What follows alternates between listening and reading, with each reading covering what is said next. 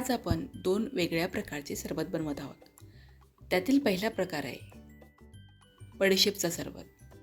बडीशेप सरबत बनवण्यासाठी मिक्सरच्या छोट्या भांड्यामध्ये मोठे 4 चमचे बडीशेप घेतली.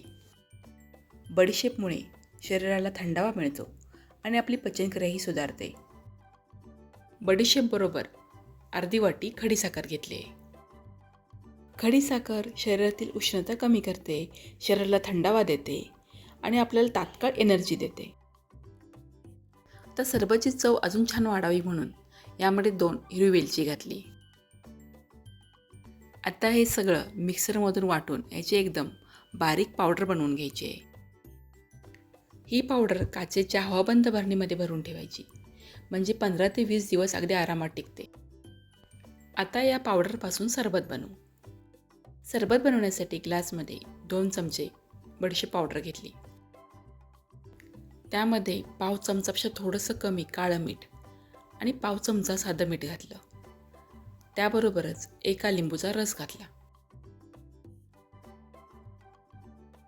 1 चमचा भिजवलेला सब्जा घातला. तर सब्जा आपल्या आवडीप्रमाणे घालू शकतो. जर आवडत नसेल तर नाही घातला तरी काही हरकत नाही. सब्जा घातल्यानंतर सगळं मिश्रण चमच्याने छान हलवून घ्यायचं आणि मग त्यामध्ये थंड पाणी घालायचं. आता पुन्हा एकदा सरबत चमच्याने हलवून घेतला. आता यामध्ये आवडत असतील तर पुदिन्याची पानं घालायची. शरीराला झटपट थंडावा देणारा आणि आपली कमजोरी दूर करणारा पाचकयुक्त बडीशेप सरबत तयार आहे.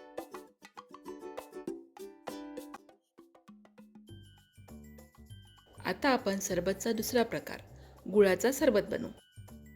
गुळाचा सरबत बनवण्यासाठी मिक्सरच्या भांड्यामध्ये 4 चमचे किसलेला गूळ घेतला. त्याबरोबरच 8 ते 10 पुदिन्याची पानं, 1 लिंबूचा रस आणि पाव चमचा काळं मीठ घेतलं. आता यामध्ये पाव वाटी पाणी घातलं आणि मिक्सरमधून बारीक वाटून घेतलं. आता हे मिश्रण थंड पाण्यामध्ये मिसळून तुम्ही असंच पिऊ शकता, पण मी हे गाळून घेणार आहे. सरबत बनवण्यासाठी ग्लासमध्ये बर्फ घेतला आणि त्यावर हे मिश्रण गाळणीने गाळून घेतलं. तर सगळ्यात शेवटी यामध्ये थंड पाणी घालायचं आणि चमच्याने एकदा छान हलवून घ्यायचं. थंडगार सुमधुर चवीचा गुळाचा सरबत तयार आहे. हे सरबतचे दोन्ही प्रकार एकदा नक्की करून पहा. व्हिडिओला लाईक आणि शेअर करा.